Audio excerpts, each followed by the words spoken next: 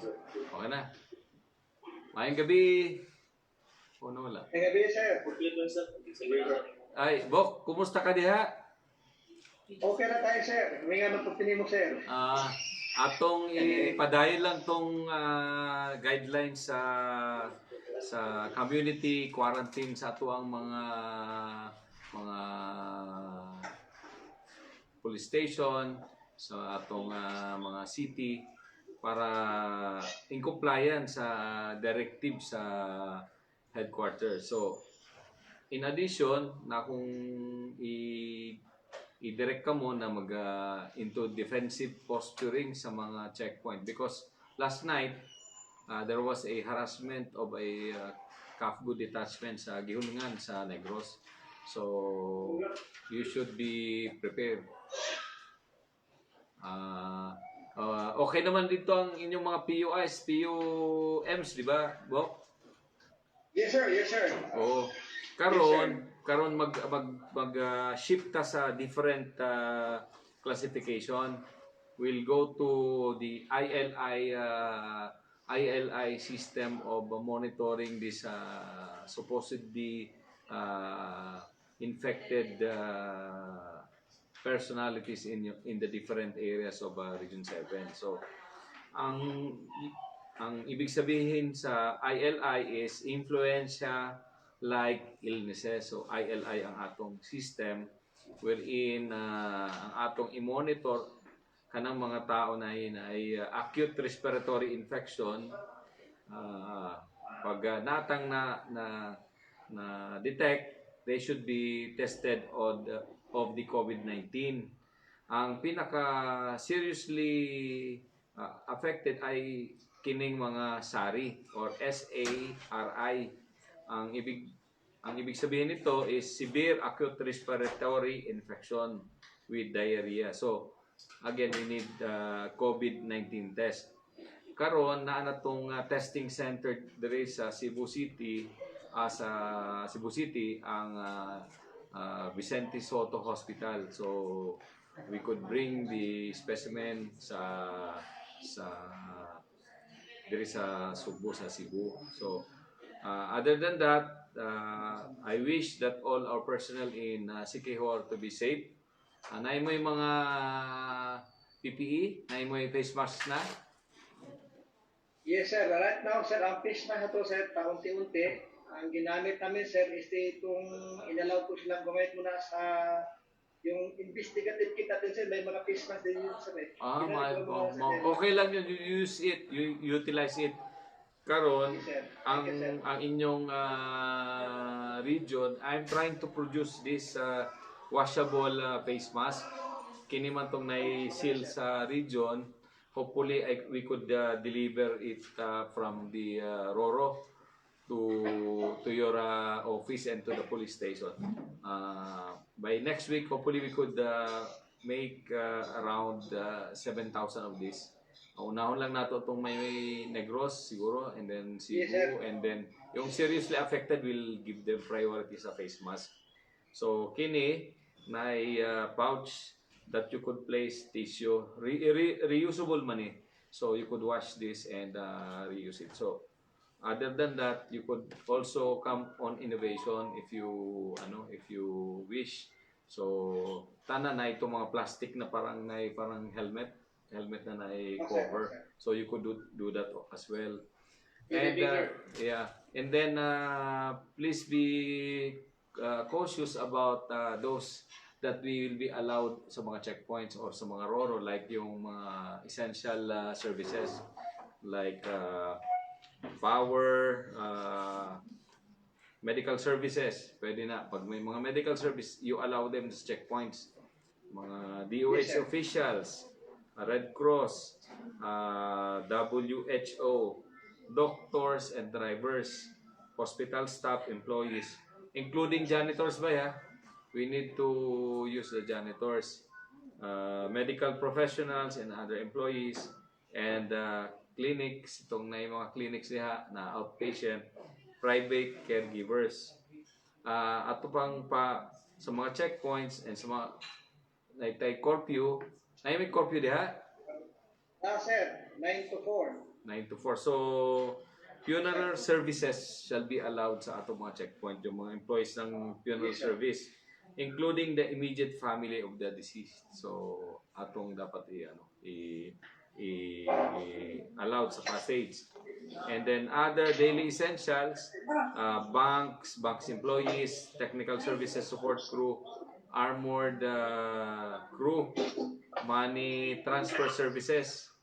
By itong mga Cebuana Lawyer, you should allow, ha? Yes, sir. Yes, sir. Oh. Then groceries, convenience stores, supermarkets, hypermarts, ang mga employees inyong be allowed, they will be allowed sa passages, sa mga checkpoints, ha? Thank you, sir. Public markets, vendors, pharmacies, drugstores, pharmacists, employees, and some selected food chain and restaurants. Para you encourage yung delivery na lang, bay, para yung crowd, yung nagko-conglomerate ma-disallow na to, ma-discourage. And then the essential goods like delivery personnel of cargos, we need to assist them. And employees working at the manufacturing establishment engaged in production and distribution of the following: anang food, essential and hygiene products, medicine, vitamins, medical products such as PPEs, mask, gloves, and others. And then ani pa ba, logistics, warehouse, establishment, and employees. And then yung telecommunication, key officials, employees. And then the other one is yung energy companies. Kini mga akong gisulti sa imo, we have given this already to you, di ba? Nadawat na nimo tong mga directive na to, tong pwedeng i-authorize sa passage sa checkpoints sa RORO. Yes, sir. Oh. So I'm just reiterating para di mo malimtan. Yung water companies, tapos sanitation, importante itong sa mga munisipyo sa city, yung sanitation garbage collector should be allowed. Anak bay? Yes, sir. Yes, sir. Yes, sir. Yes, sir. Oh. Then yung mga other authorized persons na pwede di nyo palisudon ang travel is government, member of the local government,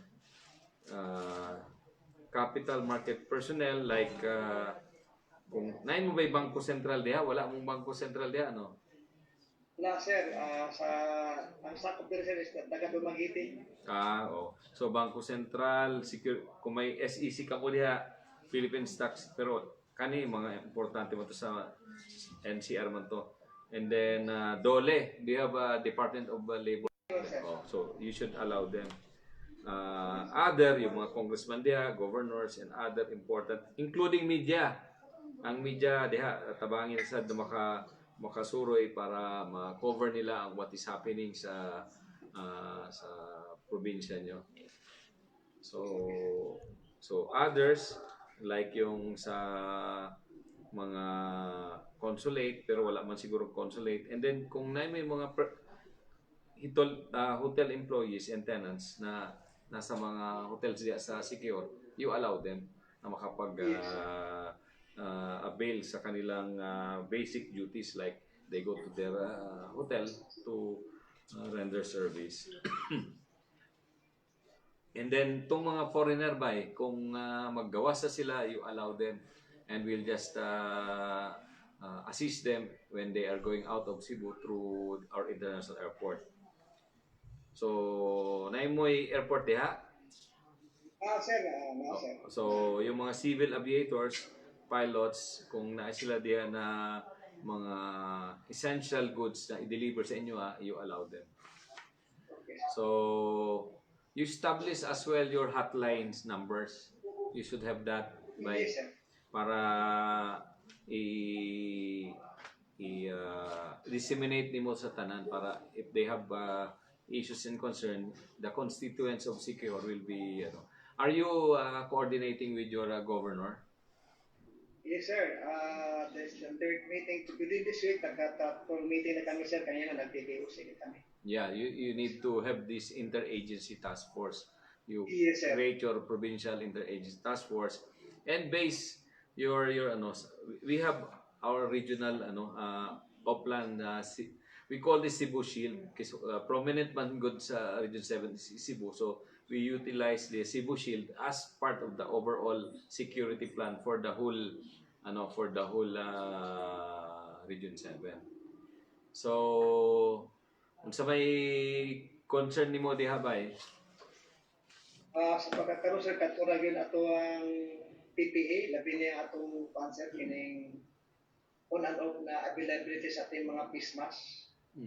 Then kanina sir nakadawat mi og 4-8 nga little suggestion ikan sa Office of the President. Katubitang paggamit og gloves sa katong mga checkpoint personnel. Yeah, tama na. Naami gloves sir, nangita ko sa nangayon ko sa digital business sa BOHOL, tapos ay 100, so I received that 20%, binigay ko sa lahat ng nag-checkpoint sa namalot sa gloves. Yeah, and the other directive that I want you to know, being the PD of Siquijor, is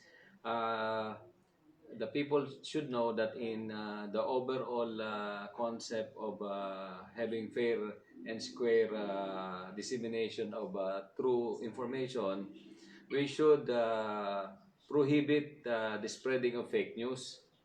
Because fake news is punishable under the law, so be sure that you enforce that in your place. Kana mga nagki-create ng gubot, so you try that by inform, ha?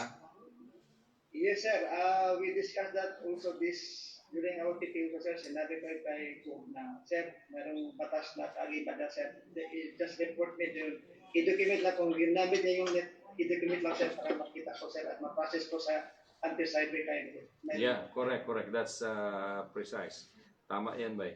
So, the other one is yung atong monitoring should continue and let's account our people properly, and I believe na murag zero crime man diha sa Siquijor.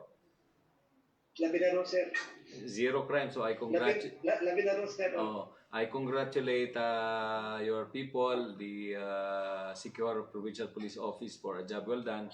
You have maintained the excellence in protecting our people and serving and protecting our people for having a good crime rate, zero. So here in the whole entire region, we have 60% decline of all most of the crimes of the 8 focus crime. So I hope that you will be safe there, and please take care of our people. And if you have concern, you could call me. And this teleconferencing will be utilized up to the time that you could visit Cebu. We could have a conference, and you encourage or you should ask your people for the social distancing. Yes, sir. Social distancing. Our meeting. Even in our feast last Thursday, social distancing from the church, for the position, social distancing. Yeah, social distancing. Or ito po sir, kahapon, nag-teleconferencing kami. Mao na. Ang imong mga chief of police. Anong lang kamo sa teleconferencing kami. Mas okay yan. I commend you for doing that, Bok, because we need to do that so that you'll be safe as well, para wala inay mandatory 14 days quarantine in case na may problema diya. So just inform me, and mayong gabi, daghang salamat, and I hope that we'll see each other in more stable time. Yes, sir. Thank you very much, sir, and good evening, sir. Mayong gabi.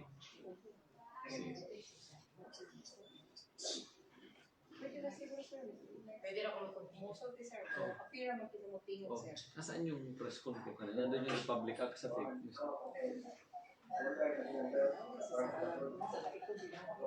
Sa next is Negros. Saan tayo, Negros?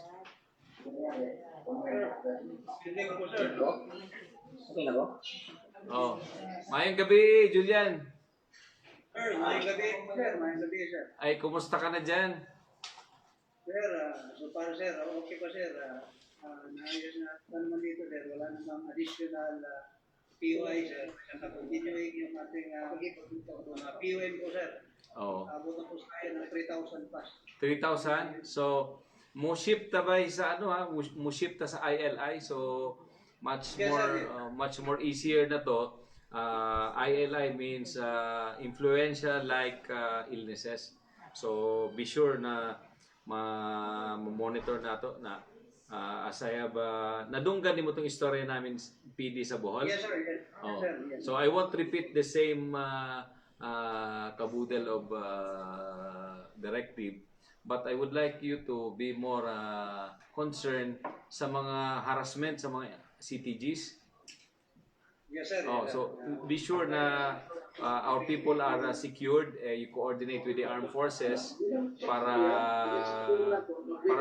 safety ba sila? Julian? Julian? Po, sir, dahil close naman po yung coordination namin sa Second Brigade as well sa battalion, sir, ng 94 IB. Oh, you just closely coordinate with my classmates. Amista ko kay Colonel Baluyan, the brigade commander there at. So we talked before and he will help you.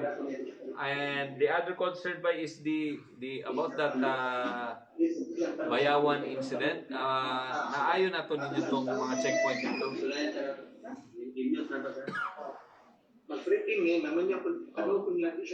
I-mute nyo yung line na di ko ka-istorya. Pa-mute nyo na lang inyo ha. Julian? Yes, sir. Oh, so back to you. Na yung mga nagasamok diha. So anyway, naayon na nimo tong kang Mayor Tebes, di ba? So please continue your good leadership in trying to pacify all requests and let's give the due services that should be given to the locals of Negros and Yes, sir. please help our indigent people avail of the chance of going to the respective community and support them. Yes, sir. Comply po, sir. Yung ginagawa namin. And then I would like also to emphasize that we should also see to it that yung mga nag-spread ng fake news there will be located, identified, and be prosecuted because there's a law na nagpapunish sa fake news. Okay? Opo, sir. Opo. So, do you have any question? Sir, yan lang po kung sir, inintay ko yung sabi mo sir na ibibigay papatid mo sa amin sir na face mask sir dahil kailangan po din namin po sir. Pero sa ngayon po sir, yung mga checkpoint areas natin sir, meron po sinusupply yung city health officer sir at saka municipal health officer. Kaya present sir, meron po pong gamit yung mga tao natin. So, Anna will coordinate, R4 will coordinate with you. I might give you around 400 sa first kamo ang akong i-priority 400 na face mask na washable. Ato nakita nimo tong akong demonstrate kanina. Kini ba? Opo sir. Oh, I might give you a 500 pieces by tomorrow. And I'll try to get some alcohol, yung mga pang sanitation. I'll try to give you several bucks. Salamat po sir. Oh. And yung fake news, it is punishable as a violation of Republic Act 10-175, Section 18, Article 154, otherwise known as unlawful use of means of publication and unlawful utterance. So, ana tong imong balaod kini gamiton nyo pag nadakpan nimo tong mga nagasulti sa fake news. Opo sir, yes sir. Okay. So, bye. Keep safe. Tell our people that we are just behind you. Unfortunately, we need to secure the status of our people as well, so they cannot just go and cross the island because we know that you have indicator of infected person, so expired last Sunday. So please understand us and be strong there and keep our people informed. about this virus. This could be treated, and here in Cebu, one was found out to be positive, but he is fastly recovering. So, kini na may tambal. So, I think in the near future, this crisis will be over. So, please tell our people that your regional police office is just here, and we are monitoring you from time to time. Makakarating po sir, makakarating po sir. Matao sa negosyo natin. Mayong gabi, dagang salamat to. May gabi sir, may gabi sir. Gabi, sir. Gabi sir. Yeah. So, asan to? Kanlaon. Sir, Oh, mayong gabi. gabi sir. Oh, kumusta ka mo diha? Okay na sir? Oh, so, nadungga naman itong mga directive ko, di ba? Yes sir, yes sir. So, do you have problem sa mga fake news diha? So far sir, it is will being taken sir by the LGU sir. So, wala naman po masyadong kumakalat na ganyan dito sir sa Kanlaon sir. Oh, so, and just secure the different post diha dahil nay problem sa other parts of Negros like sa Gilngan na nag-harass sa mga detachment ng Kapgo. So you secure your mga post nyo diha, mga security forces. Yes sir, we will sir. So, mayong gabi, and please tell our people that we are just here in Cebu. We'll monitor you, and if you need something, just sound off. And we are trying to come up with a supply line that could support your police officers and PNCOs and PCOs in your station. Daghang salamat, bye. Yes sir. Gabi sir. No. Anong next natin? Bohol? Bohol. Ito si Catherine, asan to? Sa Tanhay? Tanhay, sir. Oh, sige, Tanhay. Oh, Day, kumusta ka man diha? Sir, good evening, sir. Oh, kumusta ka mo diha? Okay na, sir. Okay na, sir. Oh. So, nadungga naman tong mga directive, no? Nadungga nimo? Yes, sir. Yes, sir. Yes, sir. Oo. So hopefully we could survive this crisis. I know that you are all strong there. You are an officer, and I believe that you could lead your people there in Tanhay. And please take care of our friends there. You know our friends there, di ba? Kailan Yes, mo sir. tong Yes, sir. sa family sa akong classmate diha, check diha tong family ni Jal Malayo, ah. Hello, Catherine. Nadunggan mo ko? Sir, yes, sir. Good evening, Oh. sir. Yes, sir. Oh, sige. Daghang salamat, maayong gabi. May gabi din, sir. Sabi siya. Okay. Sige, si Bohol naman, si Bohol. Bohol. Bohol, where are you, Bohol? Ito yung nahuli sir eh, kasi may nag-offer ng sex sa kanya. Oh, asa tong boss ni mo? Saka, Dumaguete ka? Dumaguete. Bye. Sa Dumaguete? Hello. Good evening, sir. Maayong gabi. Can you hear me? May gabi. Yes, sir. May gabi, sir. Kumusta ka diha sa Dumaguete? Okay na, sir. Actually, sir, ganina, sir, nag-meeting may regarding sa tanan nga barangay official, captain, sir, para synchronize na mo pag-execute ang executive order ni Governor o ni Mayor, sir, regards to the COVID, sir. So, na-align namin, sir, na synchronize na namin, sir. Hopefully, tonight, ma-implement namin sa tanan, sir. And are you monitoring tanang mga executive orders sa atong mga leader diha sa probinsya o sa city? Walay abuse of authority, nagibutang sila sa ilahang mga balaod na executive order, wala? So far, sir, wala may nakita, sir, na actually, sir, ang mga title nila, sir, na when it comes to implementation sa ng balaod is enjoining lang, sir, dili yun, walay penalty, walay mga violation, sir, sa right to sa mga tao. Because we should follow by in toto the directive of the president that our local government should not use this time to use their authority and abuse it. So be sure that you should report to us and tell your local government counterpart that during this time we should be fair in implementing this community quarantine. Yes, sir. Yes, sir. Well taken, sir. And atong mga fake news i-monitor nyo para walay panic diha. Di mag-panic because this fake news if spread people will be feeling that they are really isolated or they will have big problem in the future. So be sure that proper information dissemination will be done by your people.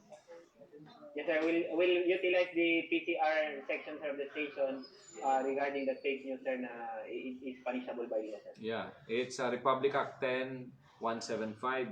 So that's a Republic Act. So use it and you encourage your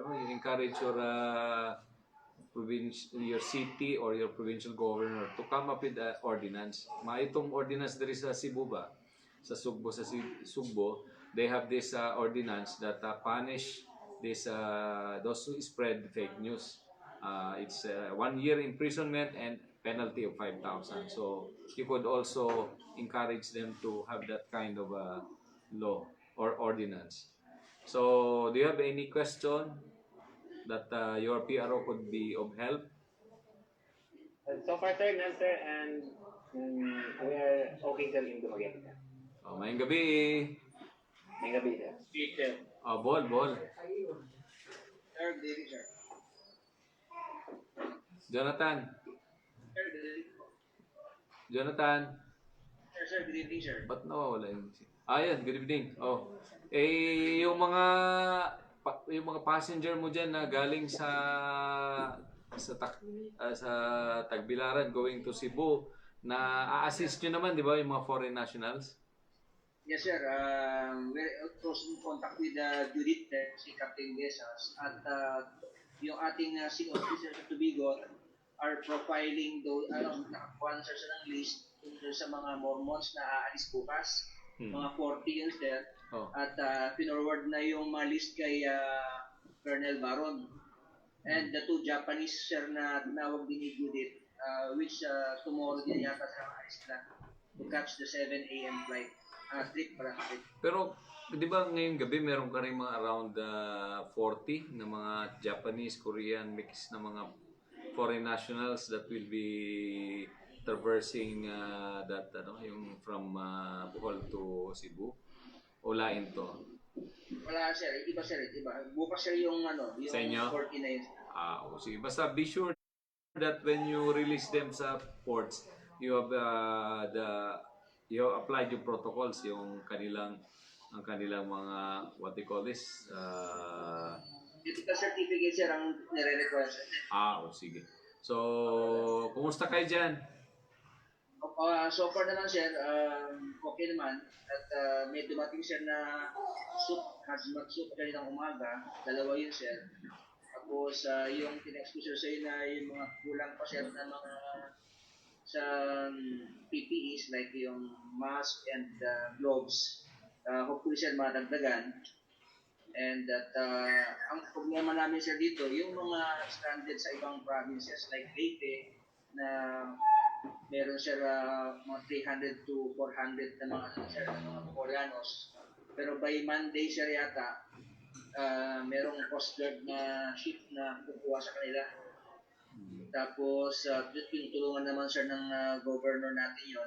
Tapos, meron din, sir, stranded in Dumaguete na mga estudyante. So, they're looking for ways na paano makapunta, sir, dito dahil wala sa silang masakyan.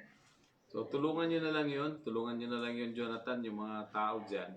But you observe yung proper screening para those and exercise yung mandatory quarantine, 14 days quarantine for all those that are coming from different islands, no? So Yes, sir. so that you could protect the people. So narinig mo naman yung about fake news, di ba? Ayan po sila po. Oh. Tinigdown ko po yung Republic. Oh. And then yung ating mga kaibigan, yung mga communist terrorist group are trying to conduct atrocities like in Negros. So be sure that you keep Sir. Pero sir, the guards. ano dito sir, extortion attempt allegedly by CPG. So, na-fight na sir sa KFC na tinatarget yung isang businessman na somewhere in Carmen. But we'll try to do entrapment operation once na Oh, hindi naman nag-stop yung ating law enforcement activity. So, ituloy natin yun. Ituloy natin yung mga police operation natin. Dapat yung crime incident nyo dyan talagang mababa because as you have medyo... Ilan ba ang crime rate nyo dyan ngayon? Yung crime rate namin, sir, bumaba sir na ano sir from yung March 9 to 15 sir, saka from 125 incidents na naging 28. Tapos yung public safety sir, yung mga traffic related incidents, meron kaming 54, ngayon 22 na lang. At meron siya siyang success story sir, yung ating quarantine control point yan last night na nakakuha sir tayo ng mga drugs dun sir sa ating mga QCT. Tagbilaran siya nakaka-intercept. Oo, maganda yun. And gusto ko lang malaman, what happened to that, yung parang prostitute ba yun? Yung nag-offer sa'yo ng sex? Napailan siya ng trafficking in person. Oo. Na-invest na siya kaninang umaga. Oo. Talaga bang nag-offer sa'yo ng services? Hindi siya yung sa mga security ko sir, actually nasa harap sir ako yung naka-uniform, tapos nagbisaya sir sila sa likod, hindi niya napansin sir na naka-uniform ako kasi nag-inspection ako dun sa mga curfew namin dito. It so happen na nag-offer sir ng dalawang babae dun sa security sir. Oo. Sige, maganda yan kasi dapat talagang i-enforce natin yung ganyan kasi alam mo, diyan that kind of services will be a risk na malaki. Walang social distancing doon sir. Oo nga, wala nga social distancing. So you should impose social distancing, ha? Be sure that yung curfew is properly observed. So Ayaw po sir, wala po sir, 99% and this kind of conference will be continuing so that we'll be able to disseminate and be informed of what is happening in your different AORs. So, Jonathan, snappy ka dyan. So, just keep the good work. And I hope na in better times, in more stable time, we'll have a more less social distancing conference. This is a highly distant conference. Nasa web lang ta nag-aagi tapos itong Okay, maayong gabi. 3 days sir, salamat po. Si Gihulngan. Gihulngan. Maayong gabi, sir. Ano pangalan niya na? Bonifacio, sir. Bonnie, kumusta ka dyan, Bonnie? So far, so good, sir. Last time nakita tayo sa BOHOL, ganyan pa rin kulay mo. Parang akala ko magre-relax ka na dyan dahil naka-quarantine naman itong mga tao dyan, di ba? Yes, sir. Yes, sir. So, anong yung na-report din na harassment dyan, kumusta yung tropa natin dyan? So, yung report, sir, galing yung sa counterpart natin, sir. So, pina-partner ko, sir, it-revealed na pinaputukan na sila. Pero alam mo, ang pangit din sa mga ating mga yung mga communist terrorist group dyan. Mayroon na nga tayong crisis, health emergency. Ay nag-hahasik pa sila ng lagim. So it's not that we are on a because we are in defensive position because our president have just declared ceasefire. They should reciprocate. Dapat sila din observe din because during these trying times, dapat yung mga police kagaya ninyo could be more effective in trying to contain this virus, di ba? So just coordinate with the Philippine Army in your AOR, and I hope that you will be okay there. And kumusta yung mga PPEs nyo? Okay man yung mayor nyo? Naghahatag ba itong mga mga PPEs? Oo, super sir, grabe yung suporta ng mayor dito sir. So, lahat na activities natin, lahat ng checkpoints ay nag-close siya, nagsusuporta, bibigyan ng moral, financial at iba pa. Sige, pag medyo nagtahimik na at pwede na tayong di pa kita nabisita dyan. Dapat mabisita ko yung lugar mo. Alam ko yan isa sa mga hardship assignments sa Negros. So, just be safe and keep your people intact and tell your people that your Police Regional Office 7, the home of the Amigo Cops, will be at your back, and if needed, we'll be supporting you. Thank you sir, thank you. May gabi. Okay. Bais? Bais City. Bais. Saan itong Bais? Bais. Ano pangalan? Dong. Bais. Kumusta ka diha? Bais Police Station. Tingog. Tingog ba? Tingog. Murag na mute mo. Mute to. Istorya ba? Istorya.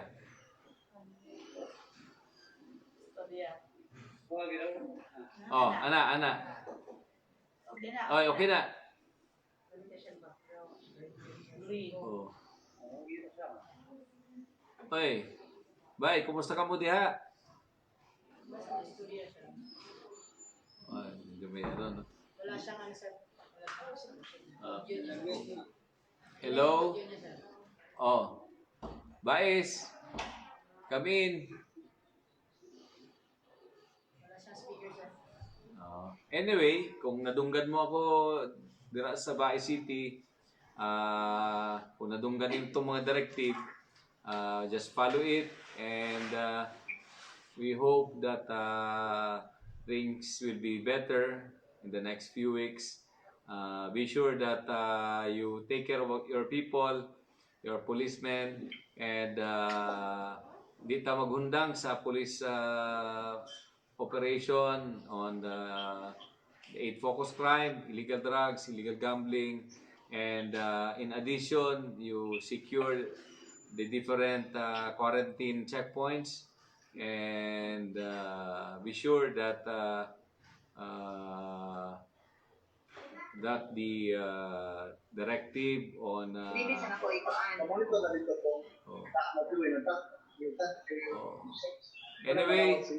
Anyway, sa atong tanan, maayong gabi, and we hope that we'll have a more productive teleconferencing in the near future. Maayong gabi, and daghang salamat sa atong tanan. Ngayong gabi, sir. Ngayong gabi, sir. Daghang salamat, sir. Good evening, sir. Thank you, sir. Okay, daghang salamat. Gabi, sir.